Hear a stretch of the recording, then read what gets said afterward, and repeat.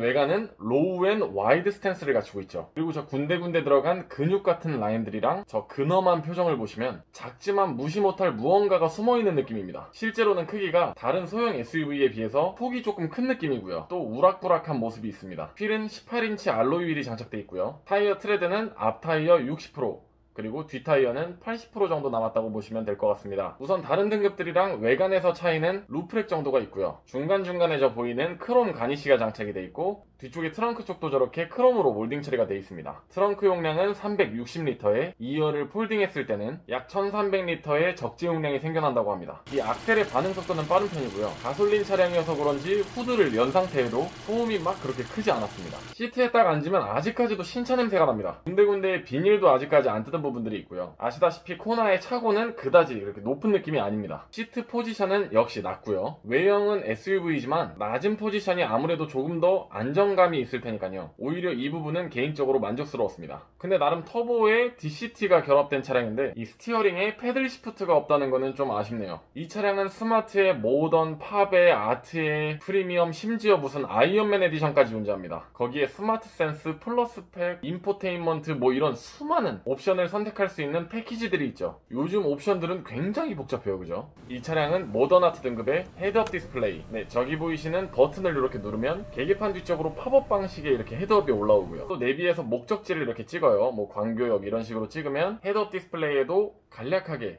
그 내비 방향이 나옵니다. 그리고 후측방 경고, 이거는 뭐 말 그대로 후측방에서 차가 이렇게 다가오면은 사이드미러 쪽에 이렇게 불이 들어오는 거죠. 거기에 전동 시트, 앞열 통풍 시트 등등의 어마어마한 옵션들이 추가되는 120만원짜리 플러스 패키지 3가 추가된 차량입니다. 또 썬루프까지 선택해서 넣으셨고요. 이런 너무나 고급스러운 옵션들이 이 차 안에 싹 다 들어가 있습니다. 실내는 이렇게 한눈으로 보면은 동급 차량들에 비해서 아주 세련되고 간결한 느낌인데요. 옵션들이야 뭐 말할 것도 없이 너무 빵빵하고 좋지만 저가형으로 마감된 실내 트림들을 보면요, 좀 아쉬움이 남을 수밖에 없었습니다. 하지만 이 버튼들 하나하나가 원래 그 자리에 있어야만 할 것 같은 우리한테 익숙한 위치에 이렇게 딱딱 놓여져 있고 손쉬운 조작이 가능하게끔 버튼의 크기가 큼직큼직한 거는 만족스러웠습니다. 2열 공간도 막 좁지도 않고 넓지도 않은 그냥 무난한 정도고요. 이 위에 헤드룸의 공간은 생각보다 넉넉했습니다. 하지만 역시 성인 4명이서 타기에는 조금 부족한 공간이 되지 않을까 생각을 해봅니다. 자, 이렇게 간략하게 현대 코나 모던 아트의 소개를 마치도록 하겠습니다. 코나의 성능 기록부입니다. 보시는 것처럼 완전 무사고고요. 1인 신조에 내차 피해마저 없는 깔끔한 차량입니다. 이제 상사 이전으로 소유자 변경이 또 1회가 추가가 되겠죠.